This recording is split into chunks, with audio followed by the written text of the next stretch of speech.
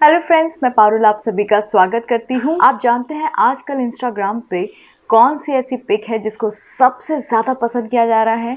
Twitter पे भी उस पिक्चर को यानी कि उस पोस्ट को सबसे ज़्यादा लाइक्स मिल रहे हैं। अरे आपको नहीं पता? मैं बताती हूँ। वो कोई और नहीं बल्कि हैं हमारे अनुराग बासु। जी हाँ, देखिए एक लुक उनका। ये जो चॉप्ड हेयर में अनुराग बासु यानी कि पार्थ समथान दिखाई दे रहे हैं, आजकल अपने वेकेशंस मना रहे हैं न्यूयॉर्क पे। और इस पोस्ट को सबसे ज़्यादा लाइक्स मिल रहे हैं, सबसे ज़्यादा ये हेयर स्टाइल उनका पसंद किया जा रहा है। लड़कों में, नॉट इवन लड़कों बल्कि लड़कियों में बहुत पॉपुलर हो चुके हैं पार्थ समथान। और इस लुक के लिए ना जाने उन्हें कितने हार्ट्स मिल रहे हैं। चलिए इसी के साथ हम शुरुआत करते हैं आज के रिव्यू सेक्शन की। मैं आपको बता दूं कि इस एपिसोड के एंड में आप देखेंगे अपने कमेंट्स। तो पहले शुरुआत करते हैं गुम है किसी के प्यार में। गुम आजकल इतना बुरा चल रहा है कि उसको देखकर आधा घंटा भी झेला नहीं जाता। आज का भी पूरा एपिसोड तू तू तू तू मैं तू तू मैं तू तू मैं में निकल गया। आज का एपिसोड जब आप देखेंगे तो आपको रियलाइज होगा कि बिना नील के यानी बिना नील भट्ट, बिना हीरो के ये शो चलाना नामुमकिन हो रहा है। आज भी नील भट्ट की कमी साफ दिखाई दे रही थी। वो नहीं है, पता नहीं कब तक लौटेंगे, लेकिन पूरा एपिसोड सिर्फ पाखी और सई की तू तू मैं में निकल जाता है। आज के एपिसोड में जो प्लस पॉइंट थे वो था सई का पाखी को जवाब देना, और जो नेगेटिव पॉइंट था वो ये था कि पूरा एपिसोड अगर तू तू मैं में निकल जाएगा तो आदमी एक बार सुनेगा, दो बार सुनेगा, पर पूरे आधे घंटे शो को झेलना नामुमकिन हो रहा है। आज सई ने पाखी को सीधा सीधा कन्फ्रंट करा और उससे बोला कि अगर आपकी ओवर पॉजेसिवनेस ख़त्म नहीं हुई, आपका ईगो ख़त्म नहीं हुआ, तो एक ना एक दिन ऐसा आएगा जब आपकी वजह से मैं और विराट सर एक दूसरे के बहुत करीब आ जाएंगे। हालांकि अभी हमारे यानी कि मेरे और विराट सर के बीच में पति पत्नी जैसा कोई रिश्ता नहीं है, लेकिन एक दिन सिर्फ आपकी वजह से वो रिश्ता भी बन जाएगा। ये सुन के पाखी का मूड ऑफ हो जाता है। और तो और अब तो अश्विनी काकू भी आपको दिखाई नहीं देंगी। 2 दिन के लिए वो भी छुट्टी पे चली गई हैं, क्योंकि उन्होंने आज के एपिसोड में बोला कि मेरे बाबा की तबीयत ठीक नहीं है, इसलिए 2 दिन के लिए मुझे मायके जाना पड़ेगा। यानी वो भी चली गई। तो अब लग रहा है आने वाले एपिसोड्स में भी सिर्फ सई और पाखी की तू तू मैं ही चलेगी, जिसका कोई अंत ही नहीं है, क्योंकि कहानी आगे बढ़ने का नाम ही नहीं ले रही है। फिर क्या होता है? फिर कुछ नहीं होता है। एज यूजुअल पाखी अपना खाना पीना छोड़ देती है, क्योंकि हर बार पाखी ये करती है। जब जब सही से उसकी लड़ाई होती है, पाखी अपना खाना पीना छोड़ के कमरे में बैठ जाती है। और एज यूजुअल सारे घर वाले उसको चले जाते हैं मनाने के लिए कि पाखी तुम खाना खा लो, तुम सही की बातों पे ध्यान मत दो। फाइनली इन सब बातों में कंक्लूजन निकलता है कि नीनाद कहते हैं कि आज तो उस जंगली मुर्गी को तुमसे हाथ जोड़ के माफ़ी मांगनी होगी। सबसे बुरा पॉइंट ये लगता है जब सई शाम को घर वापस आती है और वो ऊपर सीढ़ियों पर चढ़ ही रही होती है, तभी ओमकार और नीनाद उसे देख के ताली मारने लगते हैं। वैसे देखा जाए तो नीनाद ससुर बने हैं, और ससुर और बहू का जो रिश्ता होता है, चाहे बेशक ससुर बहू को पसंद नहीं करता है, लेकिन कुछ तो एटिकेट्स दिखाते हैं ना। बट इसमें ससुर के जो डायलॉग राइटर ने लिखे हैं वो बहुत ही बेहुदा डायलॉग हैं। मतलब ससुर अगर सही से बात भी करता है, अपनी बहू से बात करता है, तो चल चुप, इस तरह से बात करता है, जो बहुत ही वाहियात लगते हैं सुनने में भी। आज भी ऐसा हुआ जब सई शाम को लौट कर आती है। पहली बात तो ये कि ये दोनों ताली मारने लगते हैं और कहते हैं कि हम इसलिए ताली मार रहे हैं कि तुमने हमारी इज्जत बचा ली। हमें तो लग रहा था कि तुम घर लौट कर नहीं आओगी, तुम वापस भाग जाओगी, कहीं छुप जाओगी, जैसे तुम पुलकित के घर चली गई थी बिना बताए, लेकिन तुम वापस आ गई। अब जब तुम आई गई हो तो चल जाके पाखी से माफ़ी मांग, चल जाके पाखी से माफ़ी मांग। ये डायलॉग बहुत बुरा लगता है, बहुत बुरा, वो भी नीनाद के मुँह से, तो बहुत बेहुदा लगता है। खैर सई फिर से जाती है पाखी के सामने, हाथ जोड़ के कहती है कि आप क्यों मेरे पीछे पड़ गई हैं।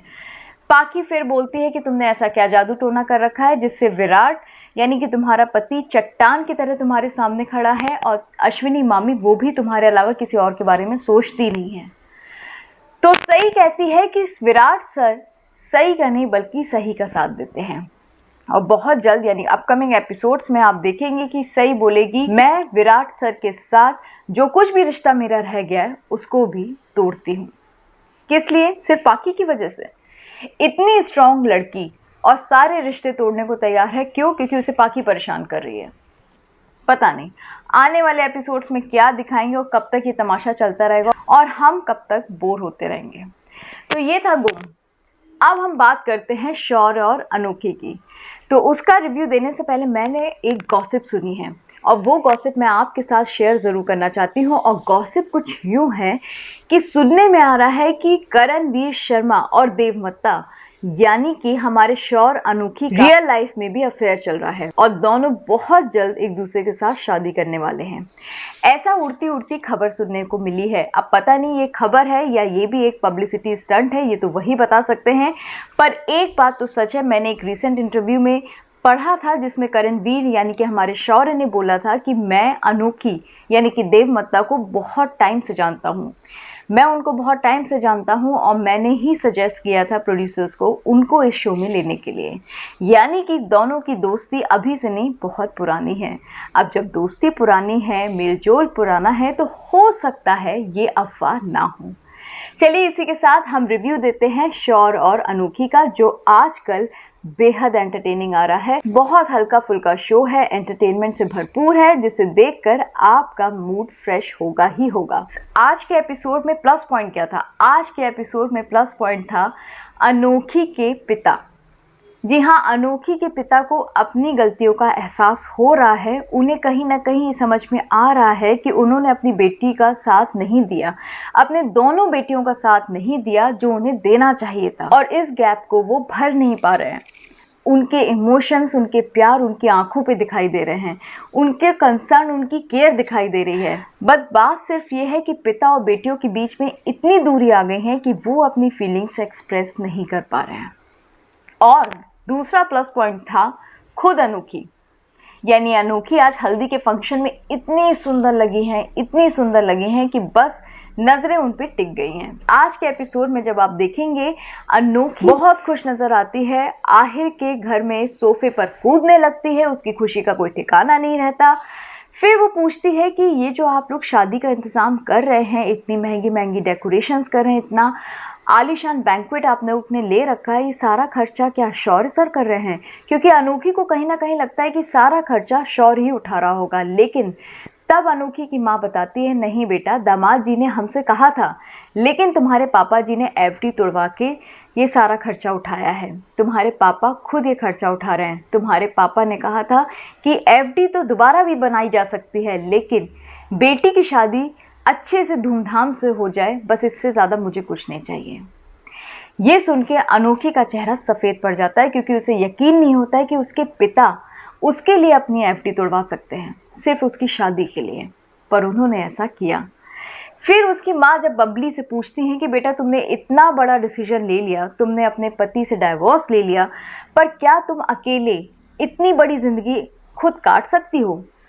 तब बबली का जो डायलॉग था वो बहुत अच्छा था। बबली ने साफ साफ बोला कि हर लड़की के लिए उसके पिता एक आदर्श होते हैं, लेकिन हमारी ज़िंदगी में हमारे पिता आदर्श कभी नहीं बन पाए।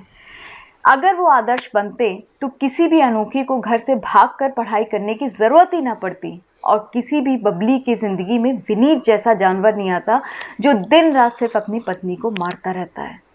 अनोखी के पिता पीछे खड़े होते हैं और सारी बात सुन लेते हैं। उनके इमोशंस दिखते हैं जो देखने लायक होते हैं, उनकी आंखें भर जाती हैं। अनोखी के पिता जो एक्टिंग कर रहे हैं, उनके इमोशन बहुत नेचुरल आते हैं, बहुत ही अच्छी एक्टिंग कर रहे हैं। इसके बाद शौर्य और शान दोनों पहुंचते हैं मेहंदी लेके देवी के पास और देवी से कहते हैं कि अगर आप प्यार करती तो आप मेहंदी में ज़रूर आती। मेहंदी की प्लेट वहीं रख देते हैं। देवी चुपचाप मेहंदी अपने हाथों में लगा लेती है। हल्दी वाला दिन आता है, सब लोग हल्दी लगाते हैं एक दूसरे के। देवी और आस्था भी वहाँ होती हैं। आस्था सबसे पहले शौर्य की हल्दी लगाती है और देवी उसे घूर के देखने लगती है। शौर्य अपने सामने दोनों माँओं को देखता है और बस एपिसोड का दी एंड हो जाता है। मुझे तो लग रहा है आने वाले एपिसोड्स में कहाँ हम कहाँ तुम वाला ट्रैक चलने वाला है। देखिए, अगर सीधी सीधी शादी हो जाए तो सीरियल देखने का मज़ा ख़त्म हो जाता है। इसलिए हर सीरियल में शादी पे कुछ ना कुछ बवाल होता ही होता है। जैसे कहाँ हम कहाँ तुम में हुआ था कि एंड टाइम पे दीपिका की किडनैपिंग करा दी गई थी और शादी के मंडप पे कोई और बैठ गया था।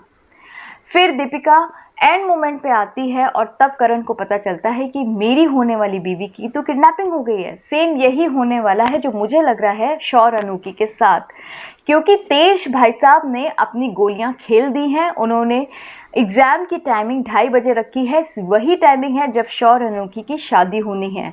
फाइनली जो मुझे लग रहा होगा ये कि अनोखी जाएगी एग्ज़ाम देने और शगुन उसकी किडनैपिंग करा देगी और खुद आके शादी के मंडप पे बैठ जाएगी, लेकिन एंड टाइम पे अनोखी शादी के मंडप में पहुंच जाएगी और दोनों की शादी हो जाएगी, ऐसा मुझे लग रहा है। तो आप ये शो ज़रूर देखिएगा क्योंकि शो बहुत ही ज़बरदस्त आ रहा है। अब चलिए एक नज़र डालते हैं आप लोगों के कमेंट्स पर। 갑자기 내게 나타나준 너, 난 아무 말도 할 수가 없었지.